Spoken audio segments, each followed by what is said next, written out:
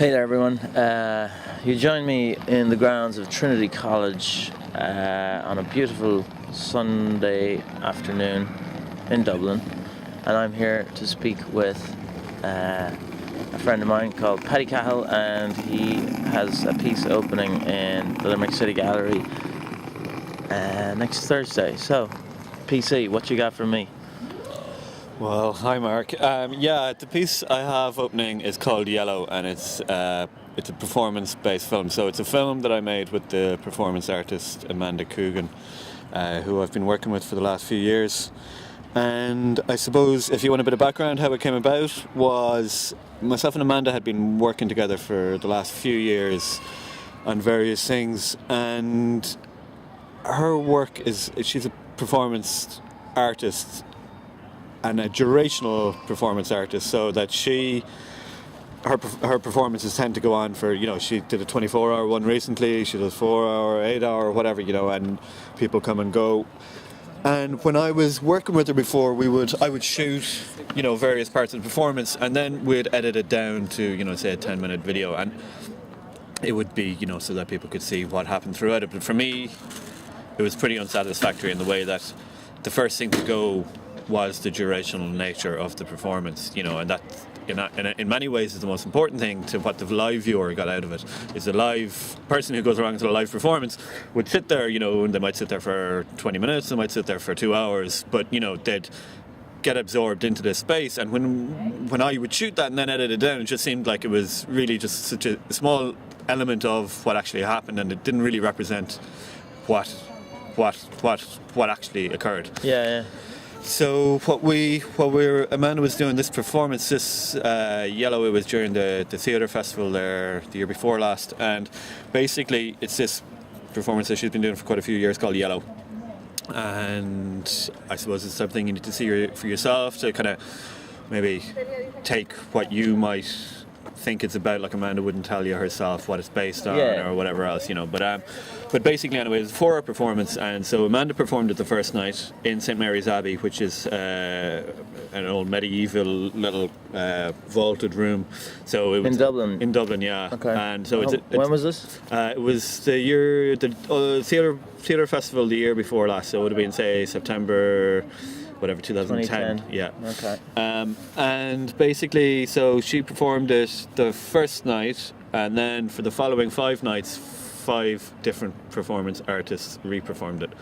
So you have 6 different interpretations of the one performance, and Amanda kept it very, basically any night you walked in there, it was a woman dressed in a yellow dress sitting on a bucket of water scrubbing. Okay. And there was different nuances and elements to it, but fundamentally that's what it was, and that's what. And Amanda just gave them, each of the performers 3 instructions, as to what to do. So, did all of the other performers see the first night? No. Oh, okay. No. Oh, so they went at it from themselves. Exactly, yeah. From their own perspective. And so they took it. They took it just from the 3 lines that she gave them and the space she gave them to work in. Okay. So what I did is I decided that for this is a good opportunity to not throw away the durational nature of it at the first thing. So I decided I was going to record the full 4 hours, without a break, so that it's one take for the full 4 hours. So that's exactly what I did, and so I recorded the 6 performances, for the entire full 4 hours. And not only that, but I kind of built a kind of rig where I was able to move around the space comfortably, So I was I suppose I represented maybe the audience's curiosity. So, I had the kind of freedom to walk right up beside them, to stand there for half an hour beside them, and just focus in on their eyes for half an hour. Okay, because that changes it. The only bits I've seen or photos I've seen of it seem to be a static shot from the same spot, but the camera does move. Camera moves, all the time. As in hopefully it doesn't move all the time, but as in I would reposition myself at least every half an hour or so. I tried not to be jumping around, because the nature of it is you kind of. I didn't want to become a performer myself, or I didn't want people to, get distracted by me. But I did have the freedom to move around the space, and I think I did represent the audience curiosity, because you go in there as an audience member, you can sit down and watch what's going on, but I was able to kind of go right up and have a look and see what's going on and all that. So basically, what happened then is that after that, we put the 6 performances together on one kind of canvas as such. So the video screen, or the projection, is the 6 performances running alongside each other in one go. So you see at different points of, you see they all start at the same time and end at the same time. So you see what's happening, one of them at one night after 3.5 hours, they're obviously getting pretty wrecked, and you begin to see things happening to them all at the same time, and what the real edit was for us is, because we didn't really break the picture, the real edit was in the sound. So to bringing up the sound of the different performances and down at different points throughout the thing, Is there any time where all 6 faders are up, if you like? Okay, there's parts where that happens. And that's really gets quite, where we kind of we do that to try and build the intensity, so it just becomes a kind of cacophony of noise, of this kind of manic scrubbing and whatever else, so. Okay, and along with positioning 6 concurrently running films beside each other, there's probably wonderful little accidents where maybe characters look at each other if they're looking on a side view or something, or I don't know. Yeah, it does actually happen, and there's a couple of times where where accidentally, where there will be focus on one performer, and it looks like you say, one of the other performers is looking across, because it's the way it's lit is you just see the performers, and it's a black space then in between, so you don't really see the gaps between. Well, you see the gaps between them, but you don't see where the edge of frame was or whatever. So it's like kind of a little bit like 6 floating figures. Cool. But also you have things like like it's a small thing, but for me it was kind of exciting when you're editing and you just see like 2 of them do the exact same thing at the same time, or and it just it's kind of, it's mad, but you read a lot into it then, of course.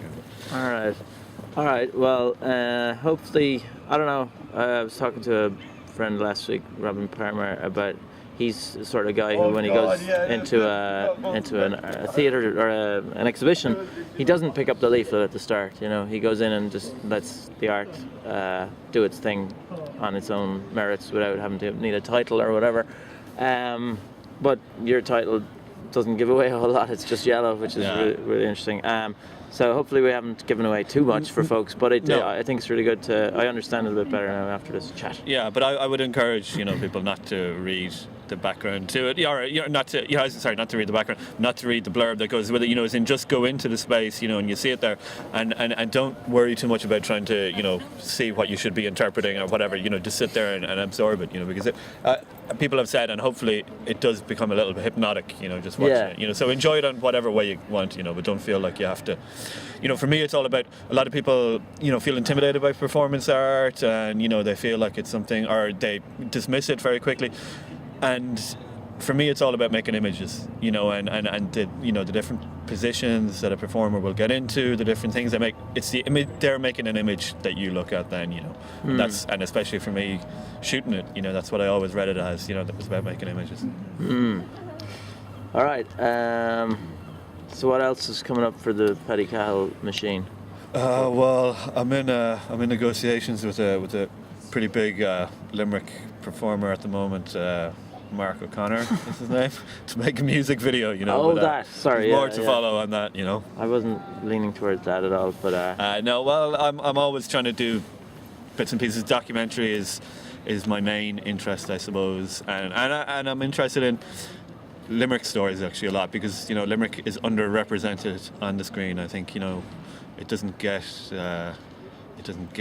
it's got great stories, but they're not as widely known outside of Limerick as, say, Cork is always on the screen, Galway's always on the screen. It's a default option. Go shoot something there or whatever. Which kind of tips a bit on the role that artists have in. I mean, Limerick, a lot of folks know or don't know about. Apparently, there's a bit of a donut effect going on economically, but artistically, it's probably the opposite. There's the creative spaces in Limerick are there now for artists to occupy and do things in.